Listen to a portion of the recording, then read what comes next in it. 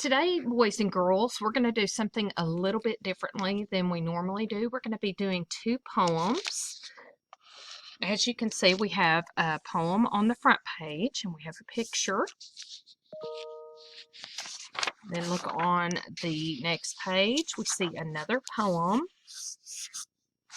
And we see another picture. Don't see any other pictures. Okay. So before we begin, we're going to read the title, of course, Saw My Teacher on a Saturday. Okay, and we can see that they are at a grocery store, and he looks a bit nervous that his teacher is coming over. Now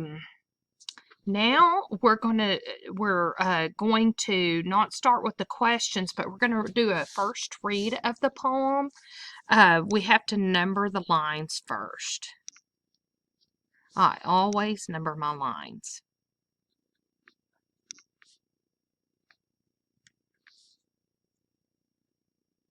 Take your time.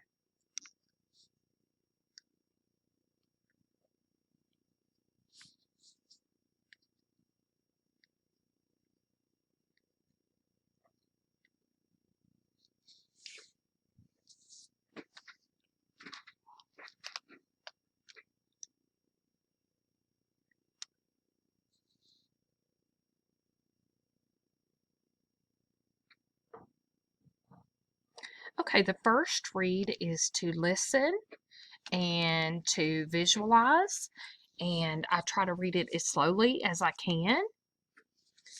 Saw my teacher on a Saturday. I can't believe it's true. I saw her buying groceries like normal people do. She reached for bread and turned around, and then she caught my eye. She gave a smile and said hello. I thought that I would die. "Oh, hi! Hello, Miss Appleton," I mumbled like a fool. I guess I thought that teacher types spend all their time at school. To make the situation worse, my mom was at my side. So many rows of jars and cans, so little room to hide. Oh, please, I thought, don't tell my mom what I did yesterday. I closed my eyes and held my breath and hoped she'd go away. Some people think it's fine to let our teachers walk about, but when it comes to Saturdays, they shouldn't let them out. Oh, that was such a funny poem.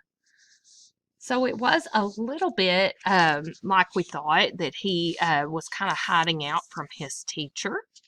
I'm going to go and code the questions now, a lot like our think strategies. And then I'm going to go back to the poem and read it again before I answer the questions. Let's go to number 1. Read line 8 from the poem. I thought that I would die.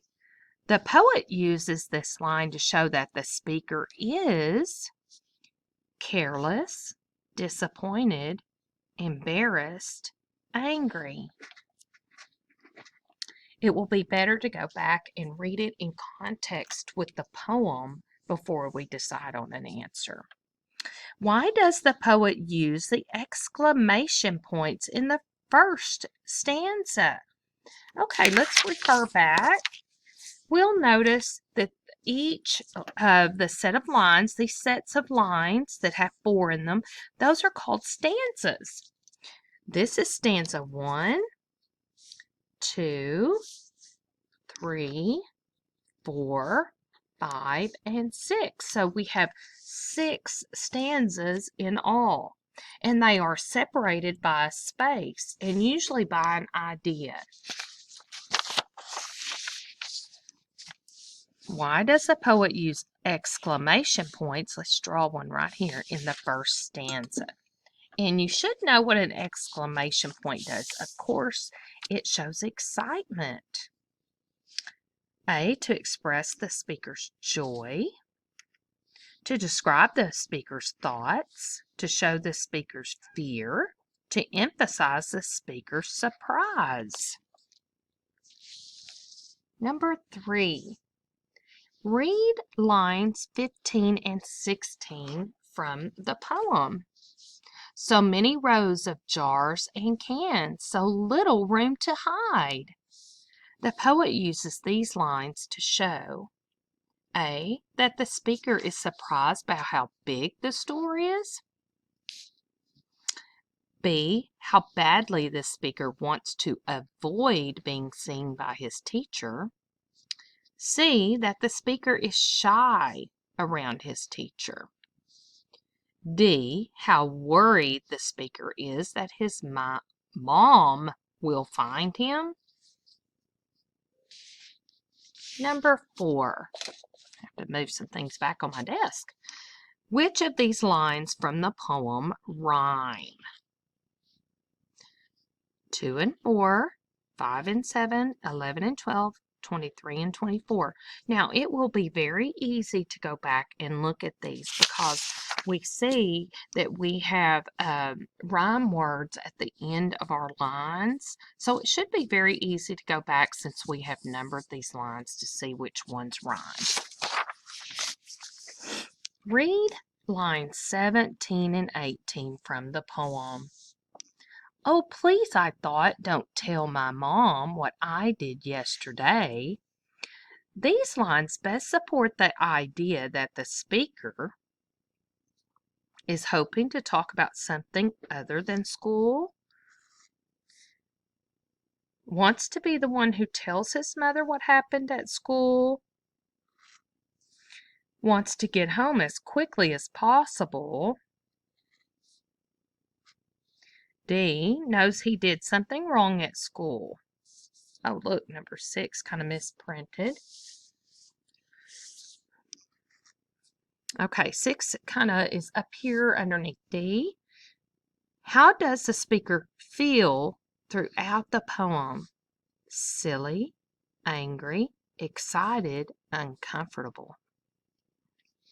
Okay, I'm not going to start my next poem until I've answered these questions. So I'm going to go back to the front. I'm going to reread the poem. Always do 2 reads, always. Saw my teacher on Saturday. I can't believe it's true. I saw her buying groceries like normal people do.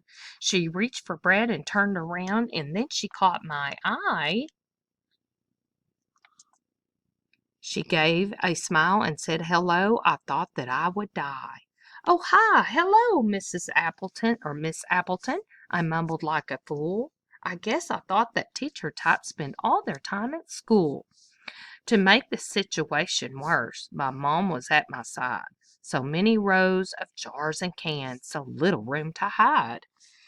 Oh, please, I thought, don't tell my mom what I did yesterday. I closed my eyes and held my breath and hoped she'd go away. Some people think it's fine to let our teachers walk about, but when it comes to Saturdays, they shouldn't let them out. Okay, let's go ahead and start with number 1. The poet uses this line to show the speaker is. Okay, line 8. And they have provided line 8 right here. I thought that I would die. I don't think he was literally talking that he was going to die. Okay, careless. That means you're not careful. Disappointed. I thought that I would die. That doesn't mean disappointed. That means when you're kind of sad or down that you didn't get something or something didn't happen. Embarrassed? Possibly. I would be embarrassed if I'd been in trouble the day before and saw my teacher. Angry. He never really seems angry in the poem. He seems more embarrassed by his actions the day before. So I'm going to Poe that one. Our best choice is C.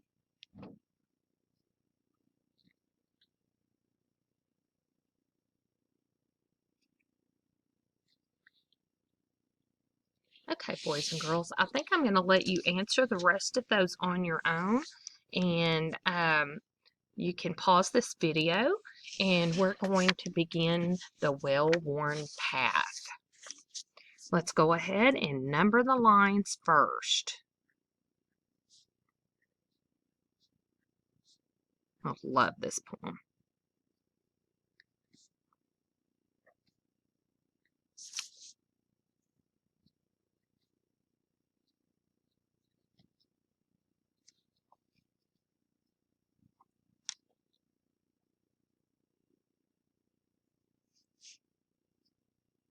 Okay, I'm going to start our first read, and we see that in the picture she has a dog and the well-worn path.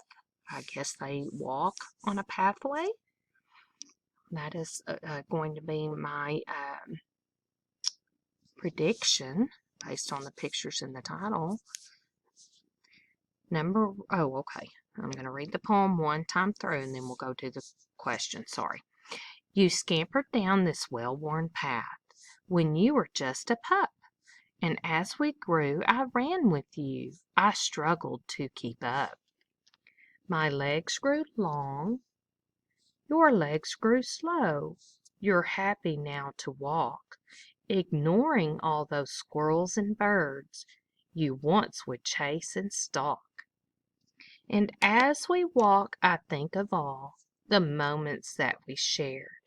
The day we found you at the pound, you looked so small and scared. The times I fed you table scraps in spite of Mother's rule. The days you greeted me with joy when I came home from school. And as we walk this well-worn path, no longer running free, I hope I was as good to you as you have been to me. Oh, that's so sweet. Okay, let's go to number 7.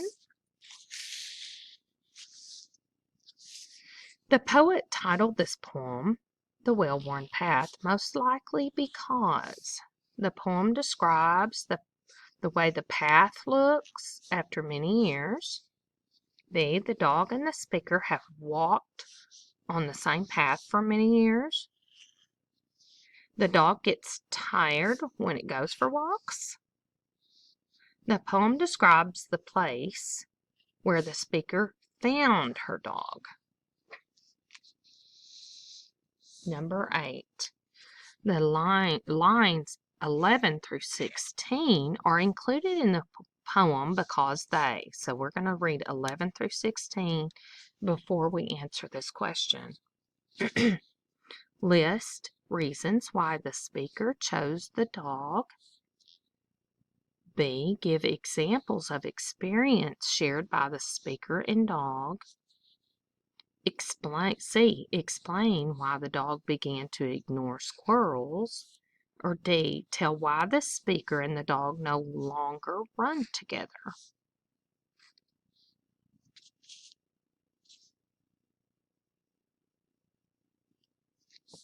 I'm going to go ahead and code this. Why speaker chose dog. Give examples of experiences.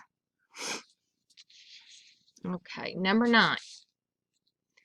Read line 4 from the poem, and here they've given it to us. I struggled to keep up. The poet includes this line most likely to show that the dog ran faster than the speaker, was lost, looked larger than the speaker.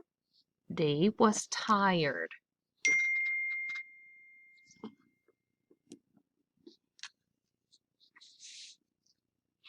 Okay, number 10.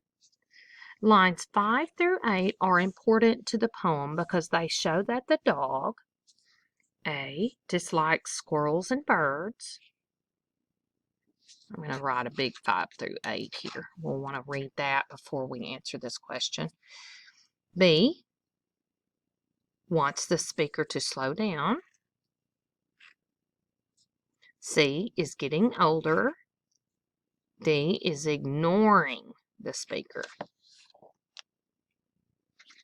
Okay, and remember it says show that the dog. Okay, not the speaker, but the dog. Number 11. Which word best describes the feeling that the poet creates in this poem? It was very different than the last poem, wasn't it? because the other poem, Saw My Teacher Saturday, was very funny. A, thankfulness. B, surprise. C, confusion. D, unhappiness.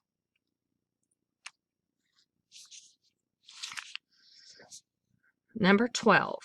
What is the main message in the poem? It is important for owners to train their pets.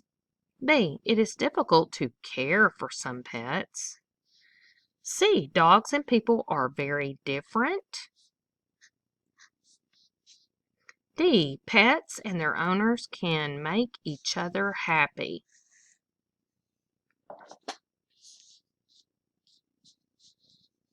Number 13. What is the speaker doing in the poem? A, picking up the dog at the pound.